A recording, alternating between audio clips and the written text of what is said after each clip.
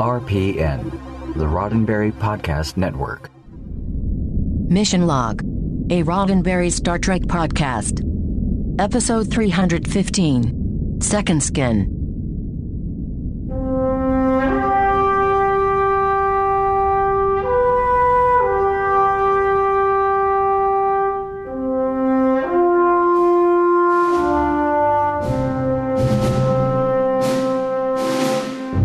Welcome into Mission Log, a Roddenberry Star Trek podcast. I'm Legate Champion. And I'm Inquisitor Ray. Each week on Mission Log, we pull an elaborate ruse, fooling people into thinking that... No, Inquisitor. That's Mission Log Live. Oh, right. Yeah. Each week on Mission Log, we watch an episode of Star Trek, examining it for ideas and ideals, and seeing whether the episode stands the test of time. Right. I've got trivia coming up in a moment, but first, I'm going to let you know how to get in touch with us. Mission Log Pod is the address to find us on Facebook, Skype, and Twitter. If you'd like to leave us a voicemail, we would love to hear your voice. 323-522-5641 is the phone number to call. 323-522-5641. Our email address is missionlog@roddenberry.com. Our show website, including discovered documents, is at missionlogpodcast.com. And please do remember, we may use your comments on an upcoming episode of Mission Log. I know we have a running gag that says, so every time we mention a show, we're going to do a podcast about that show in about 150 years. Started with Moonlighting. Guiding Light is definitely in there someplace. Buck Rogers. Some people want to do Buck Rogers. Some people want to do Super Train, which is fine because that could be like a 2-week show. Kolchak. Okay. Kolchak the Night Kolchak Stalker. the Night Stalker. Yeah. That was one. You could do worse than doing a Barney Miller podcast. Sure. That was an amazing show. And there is, yes, a reason that I'm mentioning that right now. If you want to know what that reason is, well, you'll want to stay tuned for John Champion's trivia. Wow, that was... hats off to you, Ken, for the segue of the century. Ken Ray! Yes, bravo, Ken. Okay. That's a joke for the people who weren't listening before. Today's episode, Second Skin, was written by Robert Hewitt Wolfe, and this one is entirely his baby, story concept and script. He says he was inspired by stories written by Philip K. Dick, no surprise there, and this one would originally have featured Chief O'Brien, but in a way that would have rewritten Star Trek Next Generation history as well. Hold that thought. We're going to talk a little bit more about that later. I want to save some trivia for after the recap. But in this episode, they decided to go a different direction instead. This was directed by Les Landau. Now, Les, as we know, has directed more Star Trek than just about anybody. It goes back to season 1 of Next Gen, and he contributes to every series up through Enterprise. For us, the most recent episode of his that we discussed was The House of Quark.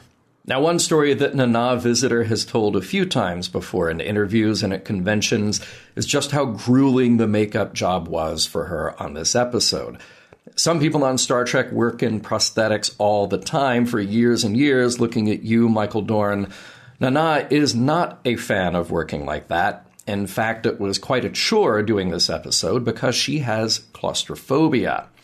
And sometimes the makeup call was 1:30 in the morning and necessitated 16-plus hour days. She was waiting to do pickup shots one night and eventually told Les Landau she couldn't take it anymore and just started pulling the makeup from her face. Ken, I don't know if you've ever been in a full-face prosthetic makeup application before. They're applied with spirit glue and all kinds of stuff. That's not really the kind of thing you want to just rip from your face. So that would indicate that this must have been a very difficult thing for her to do. Sounds like. Yeah. Now, let's talk about guest stars. We have a few smaller roles to mention up front. On Bajor, the archivist Elenis Grem is played by Freda Thomas, and she has a few TV acting credits in the 90s, and most of her other work is in live theater, both as an actor and the Jeff Award-winning writer in Chicago. The supposed cellmate of Kira's, Yelm, is played by Tony Pappenfuss, and he may not have the largest on-screen acting resume, but there are some notable roles in there. Primarily, he was Daryl No. 1 on Newhart. You know what I'm referring to there, Ken. I'm sure you do. And we have a Cardassian ship captain named Benil, played by Christopher Carroll. He's got a huge resume of on-screen credits, everything from Mad Men to BJ and the Bear. He has truly done it all, and he will be back for another Trek appearance on Voyager, and he also provides a voice in the Starfleet Academy game. Now, Entek is the Cardassian mastermind of the plan featured in this story. He is played by Gregory Sierra. He might not be a household name, but Gregory has definitely been around as an actor, and you have definitely seen him before.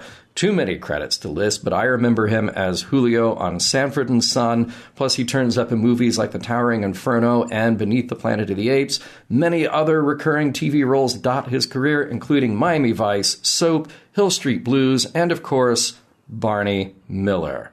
Finally, Legate Gamor is played by Lawrence Pressman. Lawrence has been working as an actor steadily since the 1970s, though his very first professional credit goes back to 1956. He appeared in the movie Shaft as well as 9 to 5 and American Pie. Guest star and recurring TV roles are plenty, and he even was a series regular on Doogie Howser, MD, as one of Doogie's colleagues, Dr. Canfield. He does indeed turn up on both Moonlighting and The Love Boat. Do you ever wish that you could be someone else? Just for a little while. When making that wish, be very, very specific. Prologue. Kira and Dax are supposed to go anti-grav sailing in a holosuite, though that plan's put on hold when Kira gets a strange call. The Bajoran Central Archives wants to ask her about her time at the Elmspur Detention Center run by the Cardassians during the occupation. Kira says there must be some mistake. She was never in the Elmspur Detention Center. But Cardassian records are clear. There's even a picture of her. It looks to everyone else as if she was there. And I'm sure there's nothing creepy about that creepy person watching Kira from the balcony. Act 1. Kira's sure that the Cardassian records are fake. She was holed up with her resistant self for the entire winter, covering the 7 days they say she was held. She calls the only surviving prisoner held supposedly with her, and he recognizes her. From Elmspur. Right. Records say one thing, memories say another. Kira needs to go to Bajor to check it out. Sisko sees her off, and I'm sure there's nothing creepy about that creepy person following Kira down the gangplank and off Deep Space Nine. You know, there might actually be something creepy about that creepy person. DS9 gets a call from Bajor Central Archives. Kira never made it to her meeting there. Also, Dr. Bashir and plain, simple Garak are hanging out. Garak's talking about how much he'd like to travel, though space, he says, is dangerous. I'm sure it's nothing. In a darkened room, the creepy person who'd been following Kira is ordered by a shadowy figure, "Wake her." The her to be woken, a Cardassian, who bears a striking resemblance to Kira. "What have you done to me?" she asks. "We've brought you back home. To Cardassia." Act 2. Kira is not having any of it. Do your worst. Cut me up. Tell me your lies. You'll get no information from me. Okay, but we don't want information. The shadowy figure is apparently some sort of military guy. Entek is his name. He says Kira is a Cardassian operative. Her memory has been erased. Best way to make sure infiltration officers aren't captured. Don't worry, though. We've given you drugs to bring your Cardassian memories, your true memories, back to you. In time, you'll remember that you are an undercover operative of the Obsidian Order named Iliana Gamor, that you volunteered to go undercover on Bajor, that we kidnapped a Bajoran resistance fighter, made you look like her, gave her your memories, and sent you in. After I trained you. Yeah, we go way back. Being here in the home where you were born should help, as should this recording of you before you left, making a statement for when you return. Back on Deep Space Nine, one person from Bajor thinks they saw Kira on Bajor in the last day or so, but there's no record of her being there. There is a residual electrostatic charge that could mean that she was beamed off the planet, or that she was vaporized. They'll assume beam out and keep looking. Back on Cardassia, Kira's not watching the recording she supposedly made of herself. Very pointedly not watching it. A chime at the door, and there's the guy who says he trained her, followed by Legate Tekeni Gamor. They say he's her father. She says her father died on Bajor, though the legate says that's not true. Anyway, she should rest. But please, make yourself at home. Act 3. Plain, simple Garak drops by the infirmary as Bashir is closing up. Due to the late hour, Bashir tries to put the Cardassian off, though Garak says he has important news about Major Kira. Speaking of whom, she's busy in her room on Cardassia, trying to figure out where the inevitable Obsidian Order listening device is. Legate Gamor catches her and tells her where it is. It's not on, don't worry. As a member of the Central Command, he can have them turned off, which he has. He's brought her breakfast, the Bajoran dish Hesprit, actually, though she refuses. He's still trying the whole "you're my daughter" thing, which Kira's still not buying. He says he wanted her to be an artist, not a spy. Cardassia could use a few more artists in his estimation. Well, he's really laying it on. How she's as stubborn as her mother, how he could have pulled some strings to stop her from going to Bajor, without her knowing, of course. Kira tells him he's good. But she's not buying. Back on Deep Space Nine, Garak's delivered his Kira news to Sisko and Odo that she's being held by the Obsidian Order. They want to rescue her. Garak says that's ludicrous. So Sisko blackmails Garak into getting them onto Cardassia so they can get her out. They've got fake papers from Starfleet intelligence, and O'Brien's tricked out the Defiant to look like a not Starfleet ship on sensors. Were nacelles lit in 3 hours. Back on Cardassia, the guy who says he trained Iliana is bothered that the drugs to restore her memory haven't worked yet. They really do need information she has. He'll have to go ahead and start questioning her and hope for the best. Legate Gamor says he'll be in the next room if she needs him. Of course, Kira's still convinced that she is Kira. He'll get no answers from her. So he shows her what appears to be the body of Kira Nerys, the Bajoran's identity that they stole and gave to Iliana. Act 4. Well, that is jarring. Also, the Inquisitor is telling her stuff about herself that nobody else would know. How could he know those things? Because he put those memories into her head. It was part of her deep cover. Ask yourself this. Why would I go to all this trouble if it wasn't true? Anyway, we're running out of time, by which I mean you, Iliana, are running out of time. The Order won't wait for its answers much longer. Later that night, Kira figures out a way to escape, though she is stopped by the Legate. He actually seems kind of proud of her. But seriously, if you try to run, well, there's only so much I can do to protect you. I'll do everything I can, but please, before you make your decision, watch the recording Entek gave you. It's the only way you'll know the truth. Relenting, she does watch the recording, and yeah, that's Iliana welcoming herself home.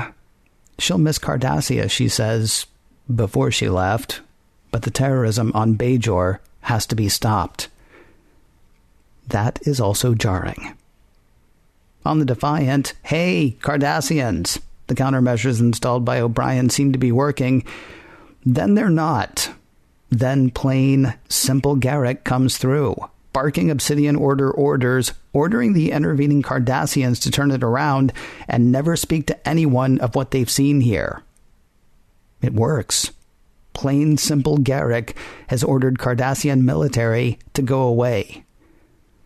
You know, this plain, simple business is starting to seem questionable. Back on Cardassia, Entek's interrogation is starting to wear on Kira, though Legate Gamor has had enough. This is his house. He sends Entek away, though menacingly, Entek says the next time he and Iliana talk, it'll be at the Order's facilities. Apparently worried about her, the Legate asks if she's all right. She's not. Kira's breaking. So the Legate has decided to help her escape. Crying, she asks, "Why?" "You're my daughter, Iliana. There's nothing I wouldn't do for you, even if it means losing you again." Act 5. The promise of help has put a spring in Kira's step. The legate gives her a piece of jewelry that had belonged to her, Iliana's mother. Kira tries to refuse, though the legate says he wants her to have it, to remember them by. Now here's a young idealist who'll help you get away. You see, the legate is a dissident. He thinks Cardassia has gone the wrong way, has fallen too far under the Obsidian Order's thrall. And now it all makes sense to Kira. She is Kira. Entek has done all this not to get information from her, but to trick Legate Gamor to show his true colors, his secret life as a dissident. And it worked. And Entek knows it. He captures Legate Gamor with not just a little glee. In one swift stroke, a traitor will be revealed and the dissident movement will be destroyed. Legate Gamor is about to get a head full of Cardassian interrogation when Garak, Sisko, and Odo come in, giving phasers to the good guys, taking phasers from the bad guys, and offering Legate Gamor a lift off Cardassia. Entek is not happy. Why is Garak helping these people? Legate Gamor is a traitor. Treason, says Garak, is in the eye of the beholder. As Garak and the others turn to go, Entek draws a hidden phaser, and Garak vaporizes Entek. Back on Deep Space Nine, Kira and Legate Gamor go for a stroll. Yeah, she is Bajoran, just surgically altered to appear Cardassian. The guy who said he knew her from Elmspur? No one can find him. Probably a Cardassian agent. The part about Iliana, though, being sent undercover on Bajor, that part was true. Who knows? She may still be on Bajor, spying for the Order. Gamor says he has to believe that Iliana is still alive, and that he will see her again someday. But he wants Kira to keep the jewelry he gave her earlier. Until he finds Iliana, Kira is the closest thing to family he has. Kira says that he is an honorable man, and that his daughter must have loved him very, very much. Also, a bit of fatherly advice from Legate Gamor. Seriously, don't trust Garak. Ever. The end. Hey, Ken, you know how some weeks you get those really long, plot-heavy, detail-heavy recaps that you have to do? Yes. Yeah. Well, what's weird is actually the first part of it. I mean, I thought it was going to... Well, whatever. It happened. That's great. Thankfully, there were only like 2 or 3 names that you had to worry about. That's true. Yeah. I didn't have to worry about and no Klingon names, which is fantastic because... No, that's good. Those apostrophes, they'll get you. So I wanted to save that bit of O'Brien trivia for now, after the story recap. Mm-hmm. So had this story been about O'Brien, it would have meant that he was actually a Cardassian since the time we met him on Next Gen, and that he was actually a Cardassian. So, so that was the original story pitch, is that O'Brien had been a Cardassian agent for like 20 years, had replaced the original O'Brien. So literally from the time that we met him on TNG, he was this construct fed with the memories of O'Brien. And then you let this story play out, but then it's like, well, but he's O'Brien because he's got O'Brien's memories. So he's our O'Brien. He's not the Cardassian anymore. Yeah. But you would have rewritten TNG history. And as it was brought up, what about Molly? Yeah, well, yeah, there is that, huh? So you do have that problem. And then the other idea that was kicked around is that Robert Hewitt Wolf had originally wanted to leave ambiguity at the end about Kira's biology. Was she or wasn't she actually Cardassian or actually Bajoran? And they dropped this idea from the script. But his whole thrust with it was, can we talk about identity versus the biological, the DNA structure of the character, and just talk about who the character is? That would have been interesting. I'll tell you honestly, I was, because as I've said to many people, I've watched some Deep Space Nine. I haven't watched every episode yet. I was intrigued by the possibility that we might find that out. And that she, because I know she stays the whole time. And of course, I saw What We Left Behind. So I know she even figures into the Pretend season 8 that they talk about in that. So obviously she would have stuck around either way. It was an interesting idea. Yeah. I'm not sorry they didn't do it. I think I would have hated the ambiguity. It would have been fine with me, though, if they'd established that, yes, she was in fact Cardassian, because then that gives her so much other stuff to play with. But apparently she'll be playing with the religion pretty soon, so whatever. You know what I was thinking as I was watching this? What's that? Starfleet needs like some sort of like secret section that does stuff like, infiltration and exfiltration and things like that. Huh. Okay. So let me go with this. Yeah. What do you see? Well, I mean, let's just talk about how this is not working for them without such a secret section, say. Okay. Garak goes to Bashir, right? And delivers to him a secret. Bashir hands him off to Sisko and Odo, right? They rope O'Brien in to mod the ship. And they bring Dax along because it's Dax. Everybody loves Dax, yeah. Basically, the only person who's not in on this right now is Quark, right? Everybody knows about their secret mission. And Quark probably knows because he's got those ears, doesn't he? Everybody knows about their secret mission. Everybody's getting wise to Garak's connections because everybody now knows about him, right? Yeah. I'm thinking if they had some sort of black ops, some sort of, secret section... That might be. Yeah. I think you should pitch this. You think I should really? I think you could. That might be the kind of thing that they could introduce in a future Star Trek. I was really hoping you were going to say that's a terrible idea. You should burn it and never speak of it. No. I think you've nailed the reason why.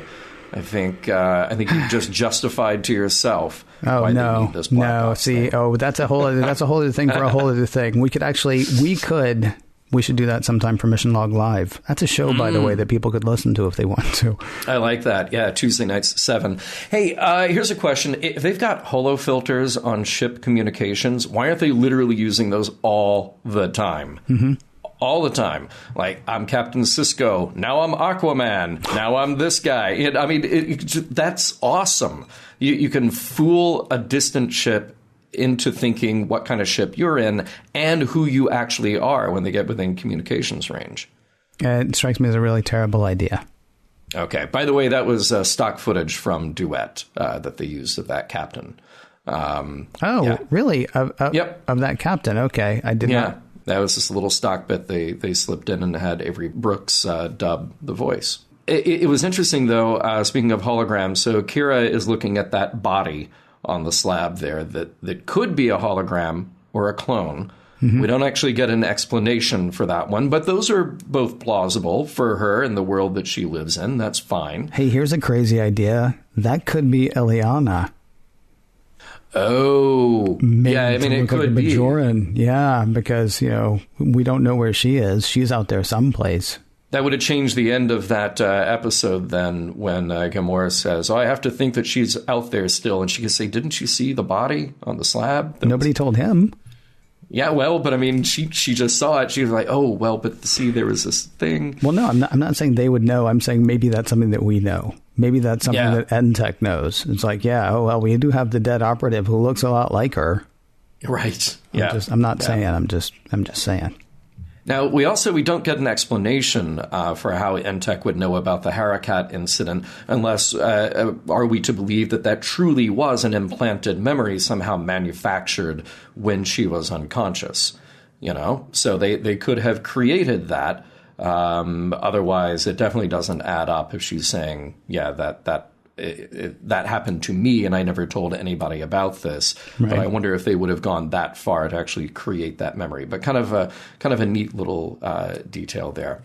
Another detail, we just found Garak wandering around looking at the Defiance weapons systems, which is kind of hilarious to me anyway. I can picture it. But I was wondering, did they tell him, was he confined to quarters anyway? Was he not allowed to go certain places when they got him on the ship?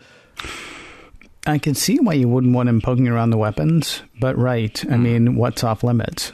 I can't get a clear idea in my head of how big the Defiant is, but we know there are at least a couple of decks. We know there are a couple of places that he might have gone. So, he could easily just pull the whole plausible. Oh, are these the weapons? I was looking for the downstairs bathroom or something. Yeah, exactly. Oh, man, and I just love his line about his security code. It was just something I overheard while I was hemming someone's trousers. His delivery, the forcefulness of the delivery of dressing down that Cardassian gull, the captain of that other ship, was great. And then the total 180-degree switch at the end when Sisko asked him about it, just fantastic. One of the many reasons that I love Andrew Robinson. Now, when they actually get to the legate's home, I want to picture this. Sisko says, okay, Odo, here's our plan. I'm going to throw you on the floor. And then you do Odo things, and that's what will overpower the Cardassians in the room. Yeah, I'm thinking Obsidian Order is kind of crap, though, because the second, like if you're a military guy and somebody walks in and throws something on the floor, don't you go over and poke it? Do you maybe just shoot it? I mean, aren't they going to jump back or something like that? It's just like... Right. Also, good arm on Sisko, though. He's got what they in bowling, I think, call Brooklyn, right? Because somehow he tossed that bag and landed it behind the guy in front of him without going over him. Right. Yeah. Just, you put a little English on it, I guess. Yeah, that was really good. I mean, here's the thing. Odo could have turned into a mouse. We've seen him do that before. He could have turned into like a mayfly. That's a great idea, though. The idea that, so Sisko comes in, guns at the ready with a ferret. Right. And the ferret jumps down and starts doing stuff. It's like Beastmaster, but for the future. Yeah. Oh, nice. Nicely done. Beastmaster, starring Mark Singer and John Amos. Hey, so some rogue Starfleet personnel can just beam into a home of someone in the Central Command, kill someone, and then go away. And the whole Cardassian Empire doesn't show up at DS9 like within an hour. Right. Okay. Well, not at DS9. No, they couldn't, because then they'd have to admit to everything that they did. It actually kind of makes sense that they wouldn't turn up there. What actually worries me is, we don't know how they got down to the surface, because they didn't just beam into that room. They came, charging into that room. Mm-hmm. But there was supposedly a transporter suppressor like all around that area. Yeah. Is that like just a one-way thing? Because I'm thinking they're lucky they just didn't end up scattered all over Cardassia town, or whatever the city is called. I assume it's something Cardassia something. Cardassia town, Cardassia Prime, Cardassia City. You're on Cardassia Prime which is the Cardassian homeworld, which is full of Cardassians. Yes, it's a thrilling thing to see. Yes. Legate Gamora is tougher in his warning about Garak than he is literally about anything else in this episode. Mm-hmm. He really lays down the law there. It was that was interesting. I know that part of the myth building of DS9 is you keep playing with who Garak is and where his loyalties are, but that it kind of took me by surprise. Just that he was so forceful about that one particular thing, because it was this really tender scene, and then he just turns on a dime, like, do not trust that guy. Okay, bye. Right. No pretend daughter of mine is going to have anything to do with him. Right. Yeah, exactly. And when they were having that nice goodbye, I just kept thinking, just once, I want to see someone try to hug a Cardassian, because they have all that, pointy armor chest plate thing. All of them do. Yeah. Just makes them, it really gets into your intimate space. It does. And then, she looks up at him and says, where did the neck ridges go?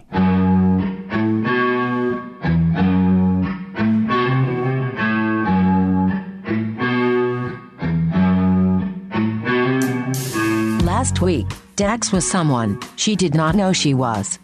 This week, Kira is not someone everyone says she is. And Garak is. Who, exactly, is Garak? So how do you feel about Dax? 7 or 8 hosts, maybe. Who knows, really? How do you feel about Dax being all about the holosuite? After 8 lifetimes... You might think that she would have no use for the artificial, or maybe after 8 lifetimes, she figures the experience is the experience, whether it happens in the sky or in a simulated sky. Boom. That is exactly it. So first of all, I love the idea of a 700 or 800-year-old being embracing technology. Because I don't want to be that person. Not that I'll make it 700 or 800 years, but 100 years from now, when I'm faced with a new piece of technology and just like you kids with your artificial this and your fake that and you manufacture that. Well, in my day, we had an iPhone that you held in your hand. Right. You didn't swallow it, as you like to say. So I like the idea that first of all, she/he, all of them, all of the Trillness would be into the technology aspect of it and getting to go in there and do something, have an experience, and even alter the experience. As she says to Kira, well, look, we don't have to crash. Mm-hmm. We can change the settings, so you're starting out with something that is a little easier. It is an interesting thing, too, really quickly, with what happens with Kira, where she's like, I think if anything is worth doing, it's worth doing in reality. But I'm afraid to do this thing, right? I mean, it's almost like I can't tell what's going on with Kira exactly. I was more just focused on, the fact that Jadzia is like, this fake thing is just as awesome as the real thing because you're still doing the thing. I mean, the only thing that would make, and again, we're extrapolating, we're imagining the idea that a holosuite or holodeck can reproduce every single detail exactly, so that whether it's you standing at the Eiffel Tower, everything around you, the smell in the air, the crepe stand that is down the block, and you could go by and eat one of those crepes and it doesn't disappear out of your stomach after you walk out of the holodeck. These things are there for you to experience. The only thing that would be different is maybe just sort of the accidental level of discovery that comes when you have an unpredictable element in there. But even then, a good enough simulation, a good enough computer program might be able to introduce that unpredictable thing. I wonder, though, if there is a difference. I mean, are we talking, like, would Dax feel the same way about a physical experience as opposed to something like going to the Eiffel Tower? Because, I mean, you mentioned the Eiffel Tower, and I'm glad that I've been up in the Eiffel Tower. And, Same. Virtual reality, augmented reality, different things may come along that provide me, the level of detail of that, but you don't get the actual, but I was actually there. Like, I'm glad that I got to walk around Notre Dame before Notre Dame burned in the early part of 2019, spring of 2019, I suppose, as people listen to this however many years from now. I got to walk around there in 2008. And of course, it had actually been mostly rebuilt at some point. That's what a bunch of like know-it-alls said. Once it burned, they were like, well, actually, this is not the first. Okay, whatever. I understand. I got to walk around in it before that happened. And here's the thing. They're going to rebuild that in 100 years from now. It'll be different. And there are simulations that will let you look at Notre Dame the way it was before it burned. And yet I'm glad I was there for that moment. Climbing a rock face, I mean, if it's not El Capitan, and why would I be climbing a mountain? If it's not El Capitan, if it's not, if it's not a particular canyon or a particularly difficult, like, I don't think scaling Everest in the holosuite would be the same as scaling Everest in real life. Physically, the activity might be the same, but you haven't climbed Mount Everest at that point. But anti-grav sailing or whatever it was they were doing, that's just a thing you do. I mean, maybe... Mm-hmm. The one thing I'm thinking about is in Star Trek First Contact, when Picard is excited to put his hand on the Phoenix, because that is the ship that is going to take man past warp for the first time, which is, of course, what attracts the attention of the Vulcans. Data doesn't get, touching it doesn't make it any more real or less real to him, but it very much does to Picard. Maybe it's the activity thing that Dax would be into, or maybe she would be like, wow, Eiffel Tower is awesome, and then step out and go back to her, place in ops. Yeah, I mean, it might honestly just sort of be on a case-by-case thing, and it might be the feeling that person needs to get from that experience. It might be, as you say, well, if I want to experience the Eiffel Tower, I need to go to Earth, I need to go to France, I need to go to Paris, I need to go to the actual Eiffel Tower, and that to me will tell me that I've experienced the Eiffel Tower. But you mentioned Everest, and I'm like, you know what? a perfectly recreated holodeck experience of climbing Mount Everest is probably about all that I want. Because honestly, that might be better than climbing Mount Everest. It might be.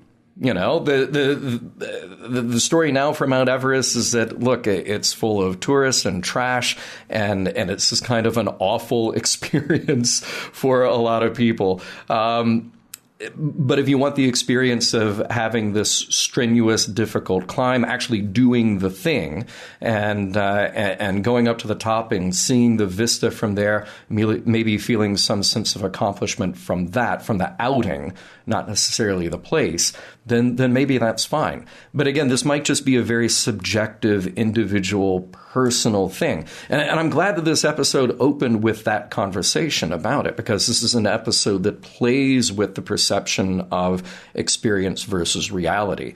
And very typically, and that's why I wanted to bring up the thing about what they might have done with the Kira character, and leaving that ambiguity there, because it introduces this theme of, well, if the experiences are there, and the experience of being Kira has been that person for 20 years, or however long it's been since that operation took place, since that operative was put into place, she's still Kira. The experiences add up to her being Kira, not just the simple matter of the biology of how she was born.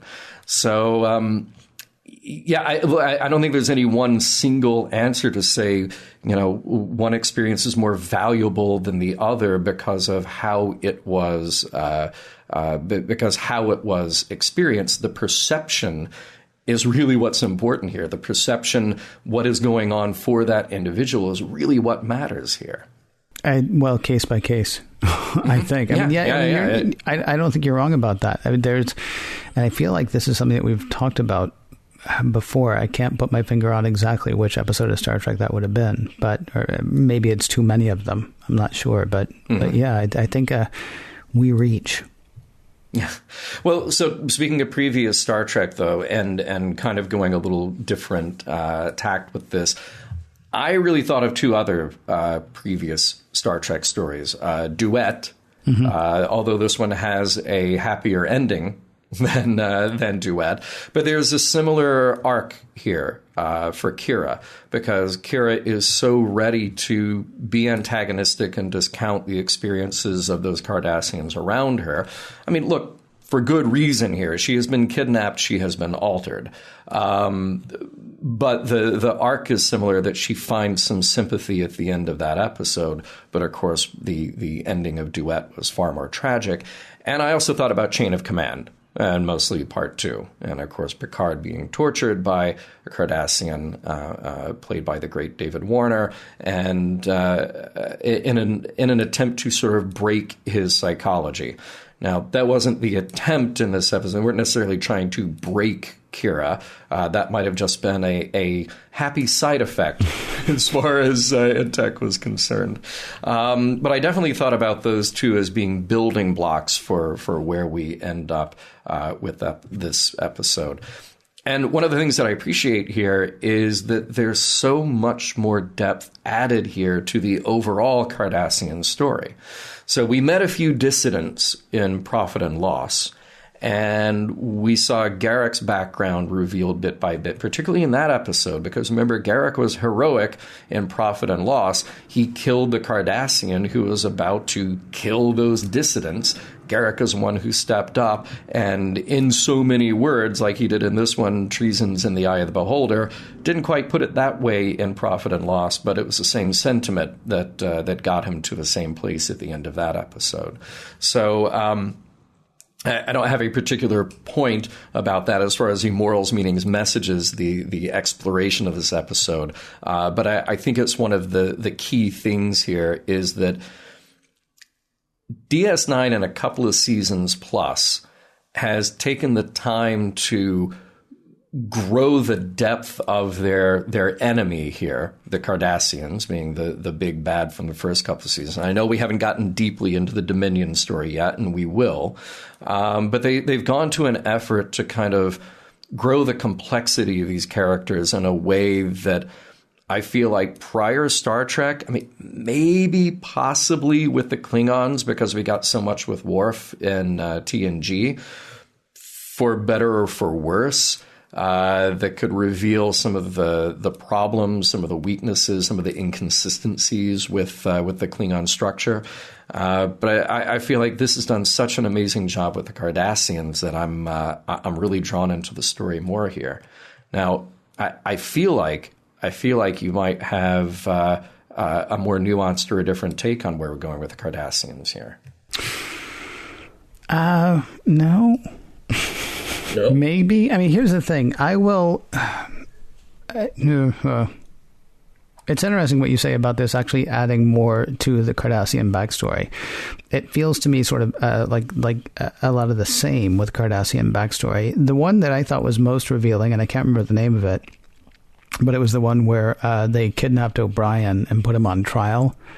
Oh, sure. And please tell me it's something stupid like the trial or something. Sure, like that. We'll go with that. But But I mean, that was really illustrative of a lot more of Cardassian society to me than this episode was, honestly. Yeah. There's a thing that we keep approaching with the Cardassians, but I don't think we ever get there. Are there good guys on the bad guy's side?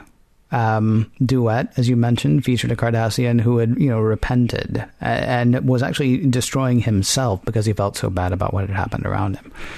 Second Skin features a Cardassian dissident. Humanity is the wrong word because we're dealing in both cases with a Cardassian and a Bajoran.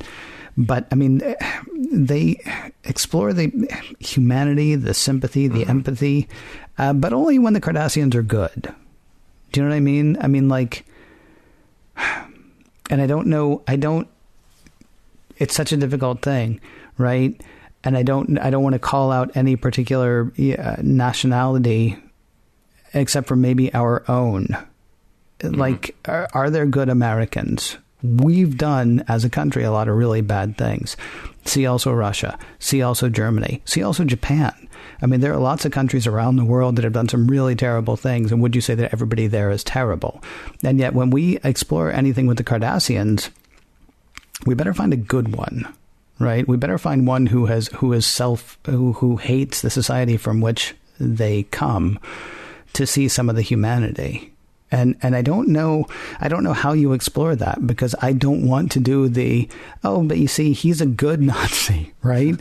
Because that doesn't exist. I mean, and I think the difference there is that's somebody who has chosen an ideology as opposed to somebody who just happened to be born on a different side of a border in a way. But if we're going to explore the humanity of a Cardassian, you mentioned the ones earlier in the other episode that I can't remember the name of, even though we just talked about it. The one with the Cardassian dissidents, the one who was Quark's girlfriend. Profit and Loss. Profit and Loss. Thank you very much. I mean, everybody that we see any humanity in the Cardassians has to have turned away from being a Cardassian.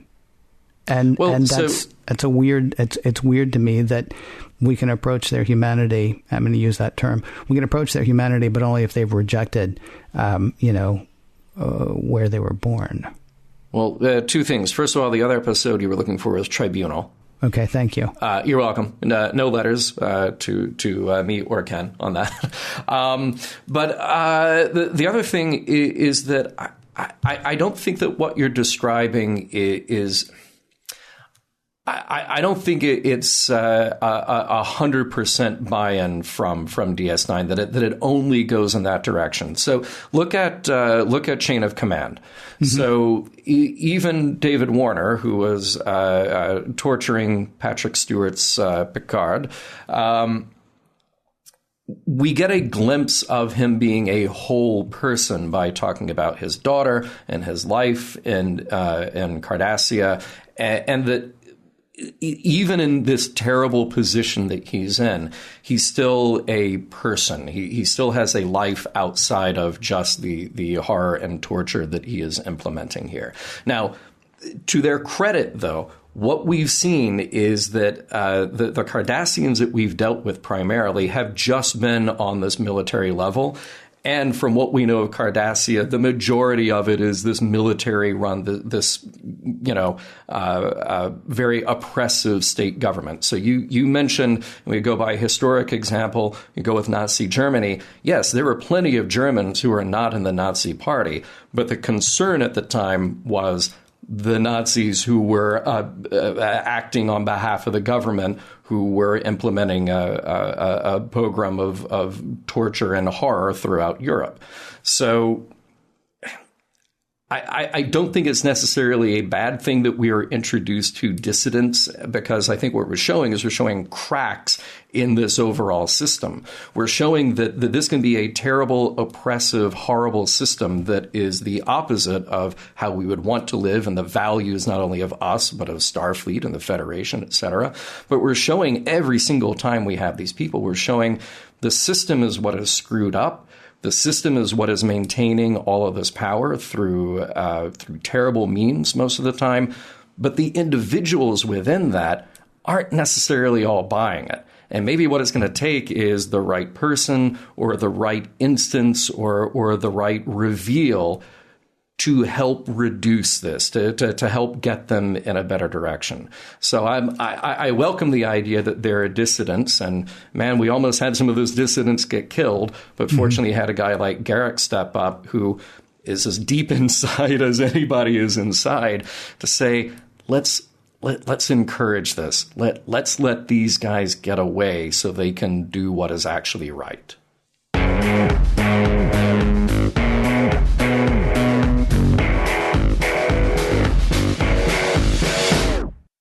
With Kira back on Deep Space Nine, and a relatively low body count to make that happen, it is time to see what we can take from Second Skin.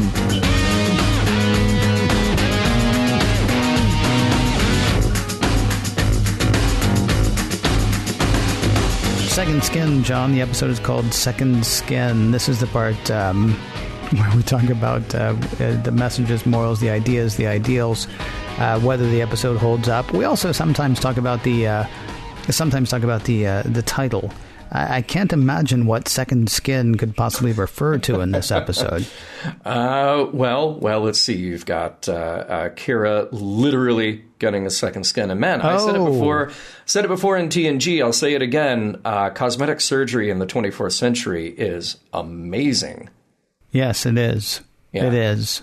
And although I will say props to the Obsidian Order for looking at a Cardassian, looking at a Bajor, and go, man, they look alike, don't they? No, seriously, put ridges and a thing and take that thing off, and then like press your thumb right in the middle of her head, and yeah. So that's the title. So we go on now to the other parts, like whether this episode holds up as far as you're concerned. I'll just say right away, I can't even begin to tell you how many ways I love this episode. Even if you're not familiar with the ideas of Philip K. Dick's fiction, that's okay. That's fine. This is a riff on those types of ideas that deal with identity and memory and what is real, quote unquote, versus what is artificial. I love all that kind of stuff anyway. And if we had just spent the last hour talking about the reality of the holodeck versus the reality of naturally occurring experiences, that would be fine too. But in this case, they've crafted this story that deeply impacts at least some of our characters here, and it's really thrilling to watch. I like the kind of spy espionage. We've been talking about how the Cardassians in many ways parallel historically awful regimes, and certainly there are influences of the Nazi Party on what we see in the Cardassians. They kind of hit those notes whenever we get an intense Cardassian story here. So all of those things, I think, added up to a really exciting episode, and some great performances in it, too. I feel like it's redundant to say that there are great performances in DS9, but pretty much you can have an episode that maybe you or I am not thrilled with, and you can still point to it and go, but that character was so good. That actor was so good.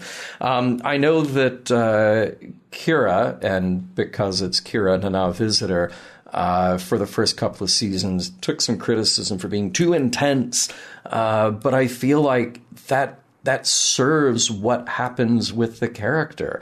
It serves not just sort of the deep wounds in the character's background, but when a character like hers is tortured in an episode like this one, then I feel like it makes the moments of growth that much more poignant. So, look, I could go on and on. There's so much that I loved about this one. I want to hear what you thought, Ken. Everything that you just said is spot on as far as I'm concerned. It's well written. It's well acted. The guest stars. It's funny to me because you get some weird people playing Cardassians, but I mean, like Paul Dooley, right? Mm-hmm.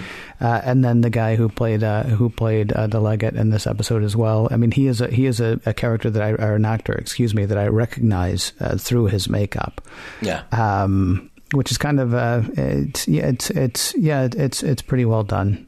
I kind of wish we had spent all of our time on Cardassia, honestly, because I don't know. It's interesting. You said something like we keep getting layer upon layer of the Garak thing, and I'm just kind of tired of it. And I know it's probably going to be for like all 7 seasons or whatever, but the whole like, oh, is he, isn't he? Should we trust him? Should we not trust him? Whatever. I mean, okay, so now we know he can literally order Cardassian military away, right? Yeah. So it's time to stop being coy. It seems to me, but I guess we're going to, keep doing that anyway. It would have been interesting to see, like sort of her standoff with the Legate and with the Inquisitor a bit more. That happens a little bit quickly to me because we're too busy doing the whole, swashbuckling part on the other side. Yeah. I would have been fine just telling me the B plot later about, how they did it and what they did and all that stuff. Because the real meat of everything that happens on Cardassia, I think. But that's not a complaint because the rest of the episode, I mean, honestly, the episode is so well done that even those short hops back onto the Deep Space Nine side and on their way to Cardassia, I mean, they're forgettable. And I don't mean that like in a disparaging way. I mean, they do not detract from the good stuff that was going on with the Legate, the Inquisitor, and the Major. Which is a Le Carre novel, by the way. What about messages, sir? Does anything jump out at you on that side? Yeah, well, I wanted to bring up the elements that they dropped from this story because it falls short of really being a statement piece about identity. But that's okay because the theatrics, I feel like, of what happened to Kira, they're not there for a message, at least in this version of the script as filmed and edited and presented. And the questioning of reality, I feel like, isn't a message, but these are fun existential questions to ponder, as we got to do in this episode, to talk about, who are you really? And if you experience something, whether real or artificial, did you experience that thing? Well, the experience is real, even if the cause of that experience maybe was manufactured. But I have to say, again, the very last scene hit me right in the feels. Kira, again, learns something about her so-called enemy. Mm-hmm. And this is the long, slow process of seeing the other as being one of you. And her other is not Bajoran, but her other is a person. Her other is somebody who has a history and has loved ones and maybe doesn't feel right about what he's been a part of, but has been trying every way that he can to make that right. Go back to classic Trek stories. We talk about Devil in the Dark, stories where it's, in that case, a monster that we can't talk to, but it's up to us to figure out that the monster is not the monster. The monster is just motivated by something different. So we have to figure out how to sort of rewrap our reality to accept that.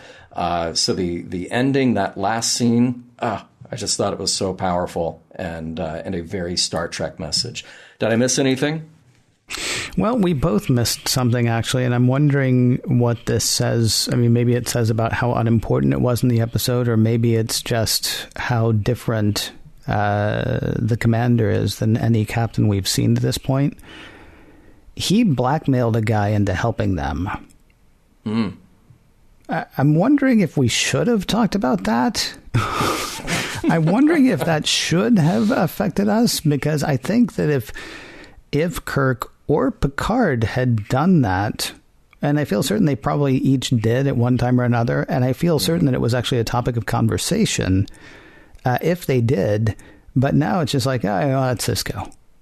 That's just something that's going to happen in this show. Is he's going to twist Quark's arm. He actually did that in the very first episode, and he's continuing to do it through. And maybe we should pay a little bit more attention to the fact that happens, or are we just going to now say, well, that's Sisko? Are we saying it's Sisko, but also it's Garak, and Garak has inserted himself into these sort of these weird plots? I mean, really, he is the first one to go to Bashir, and he'll always go to Bashir to say, here's what you need to know, here's what's happening. Oh, but I'm stepping out of it. Well, no, I'm sorry. As soon as you spilled the beans, you are now part of it. You are in it. So I see what you're saying. I don't disagree with you. I think we should look at the ethics of what Sisko is doing. I think in the Garak case, Garak is throwing himself in there. Well, I mean, he does to an extent. He gives them the information they need to, know something. I mean, honestly, the same thing has happened to Quark before. He's like, I'm going to tell you this thing, but I don't want any part of it. And then Sisko's like, well, you're part of it, whether you want to be or not, unless you want your bar closed and your kid, tossed out an airlock. Not your kid, your nephew, but you get the idea. Yeah. I mean, listen, I need what I need now. And so you're going to give that to me because I have power over you, which... I mean, again, that's not even the point of this episode. I'm just thinking other iterations of Star Trek, if we had seen that, that would have been what we talked about. Yeah. And this iteration of Star Trek is like, it's Sisko. Look, we've got nearly 5 seasons to go. I'm sure that Sisko learned his lesson and he'll never do that again. Mission Log is produced by Roddenberry Entertainment. Executive producer, Rod Roddenberry. Hey, have you checked out all of the shows on the Roddenberry Podcast Network? Like Mission Log? Well, I know you've checked out that one. Mission Log Live, Women at Warp, Priority 1, The Trek Files, and Daily Star Trek News. It's Star Trek News. It's daily. It's right there in the title. Podcast.roddenberry.com to check out all of those. If you'd like to help support Mission Log directly, that'd be fantastic. Patreon.com/missionlog is the place to do that. For more exciting Star Trek podcasts, check out Trek FM at trek.fm. And for the latest in Star Trek news and discussion, be sure to visit trekmovie.com. On the next Mission Log, The Abandoned.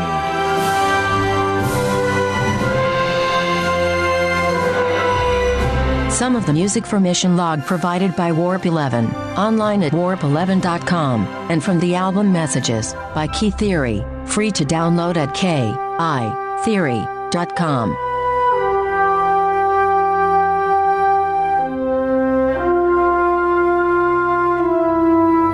It was nice of the legate to give Kira the jewelry.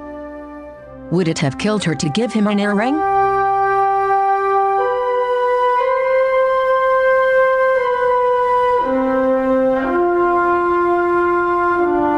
End transmission.